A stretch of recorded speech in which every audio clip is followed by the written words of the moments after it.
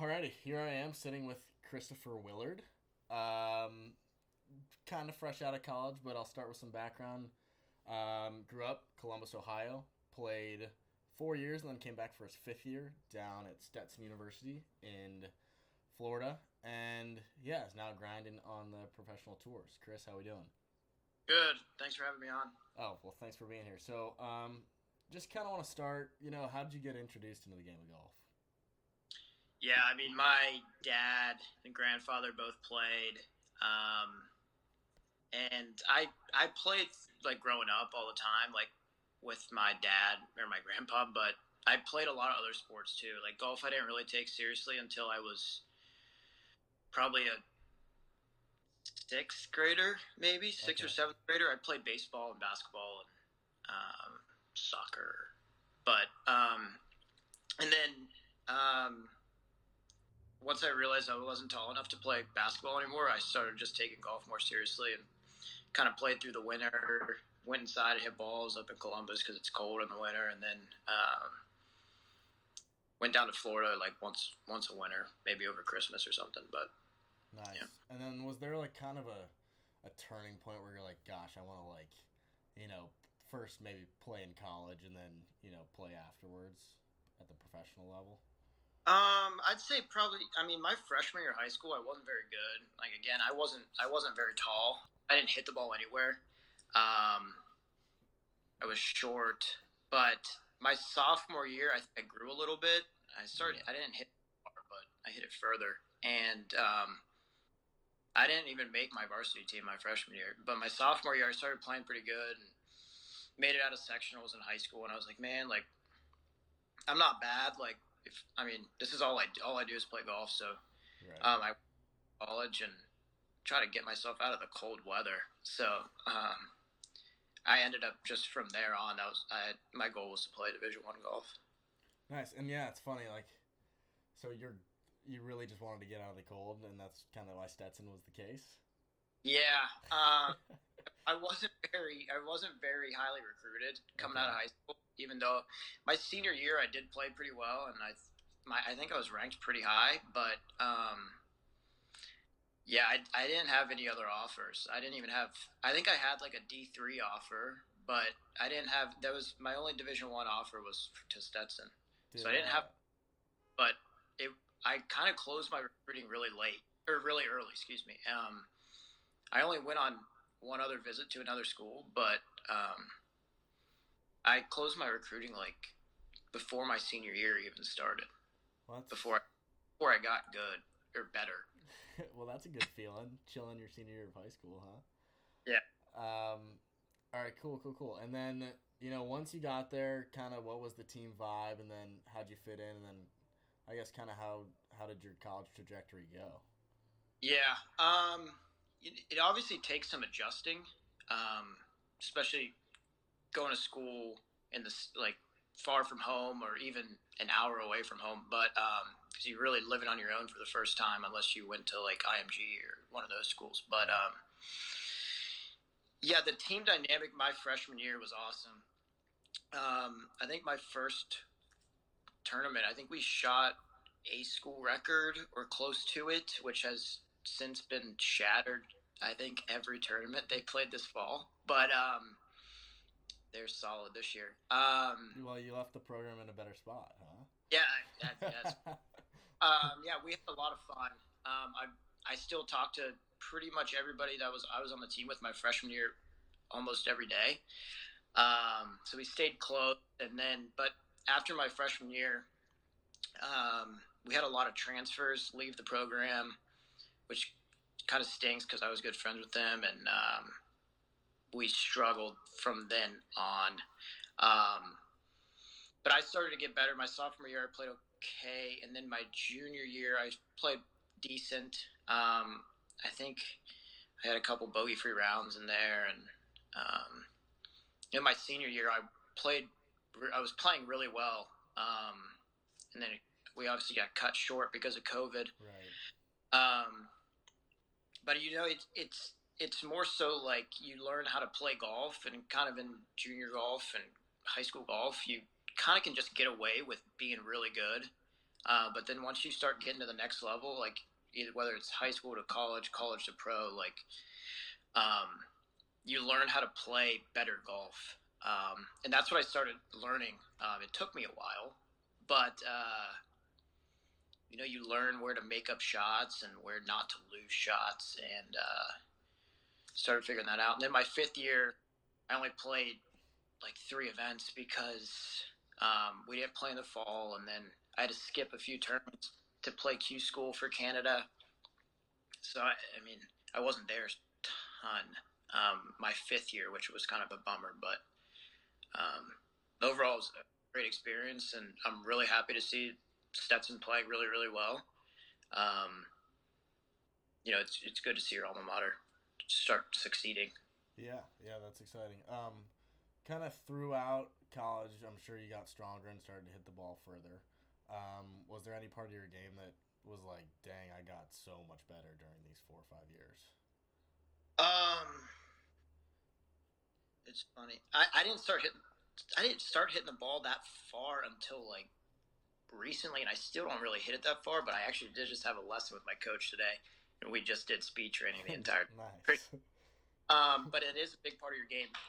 Very important. But I'd say mostly just my course management. I've always been a good ball striker with my irons. Um, my short game's kind of depends on the day. Same with my putting. Yeah.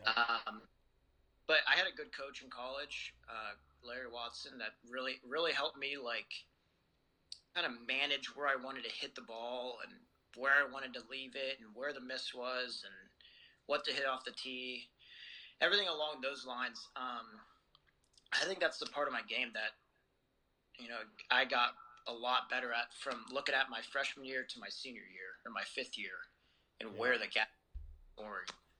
Cool. You are a part of, and I'm jealous, wanting to turn pro. You are a part of a program, is that the right way to put it, at Sea Island that is, I mean, pretty freaking sweet. Yeah. Could you kind of run us through, what it looks like and what they have to offer for you? Yeah, I'm extremely lucky and blessed to be in the situation that I'm in. But I guess a program is a good way to put it. But there's probably 20 or 18 of us that play developmental tours, whether it be Canada, Latin, mini tours, Yeah. month fires. And then there's other 6 to 8 Corn Ferry guys, and then another 10 PGA Tour players.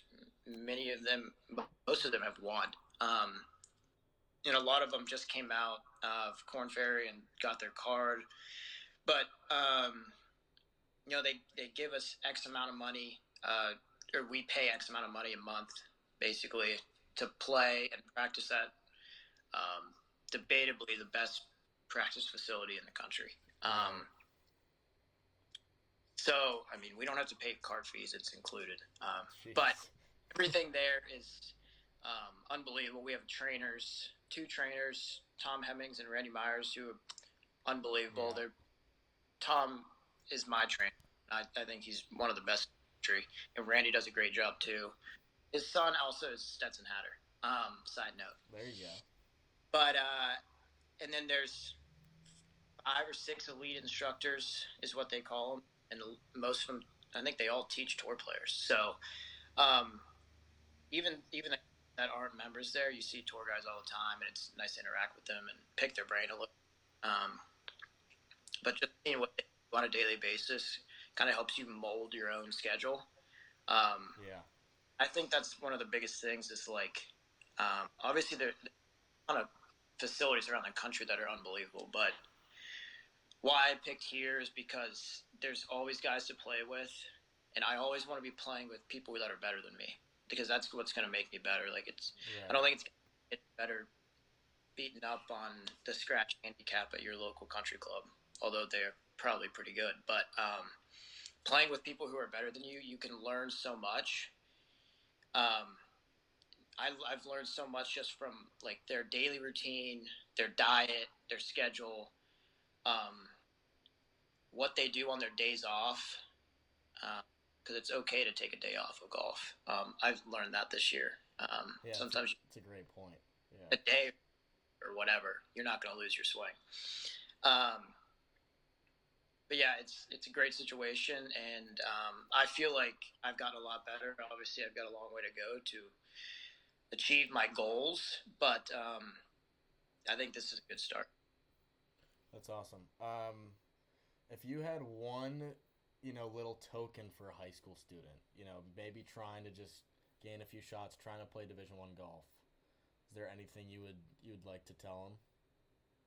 My first piece of advice that I tell everybody that asks, that's a high school golfer that want to play at the next level, is say get good. Because the grades, if you have good grades, the coach doesn't really have to worry about you being eligible or being able to play or anything along those lines. Like that, they don't have to worry about that. And then on the golf side of it, I'd say putt. I'd say your short game Yeah. is your helper because once you get to the next level, everybody hits it exactly the same. Everybody hits it good. Obviously, there's going to be some guys that hit it further than you or whatever, but if you can putt and chip, it can save you on a bad day that you're hitting the ball not great, but it can also lift you up. Like you're striping it, and you roll a couple of 20-footers in, and next thing you know, you're 6 under. You make getting up and down to keep the momentum of your round going, and that's what I'd say. That's what I wish I knew more. Yeah. Wish I would have practiced my short game a little bit more in high school and college. That's my biggest piece of advice: is just be the best putter, the best chipper on the team. Cool. That's awesome. Couple maybe non-golf related questions. Sure, you spend a lot of time on the road. What is a go-to meal? You can never go wrong with Chipotle. Nice. I like traveling to places that have a Chipotle. Um, Do you go out of your way sometimes to stay at a place that's near a Chipotle? I sometimes will. I have before. I get sometimes you go to these little, and when you play mini tours, you go to these small towns, and there may not be a chain restaurant, so you don't know. You got to go to some mom and pop shop that you don't. They may not. It may not be any good. So yeah, that's my go-to. Okay. And then go-to music or podcast. Um, I like country music. Nice. Living in Southeast Georgia, and growing up in a small town in Ohio, a lot of country music. That's yeah. Okay, cool. And then what do the next kind of 3 to 6 months look like for you? We'll end it on that. Next 3 to 6 months, I'm not. I don't have much planned in terms of tournaments. Couple money games coming up that we have organized here on the island, and then just getting ready for Q school for Canada, and then in the meantime, working on I'm tweaking clubs and in the off since the off season and figuring out what I want to use and really working out hard, getting my body in the right condition in order to play a full year healthy, and just kind of taking care of what needs to be taken care of. Like I have a house here, so trying to get everything in order here so that when I do leave for 3 months, I can come back and it'll be fine, and I don't have to worry about anything when I'm on the road. Nice, cool. Well, again, thank you, and best of luck with everything. Yeah, I appreciate it. Thank you very much.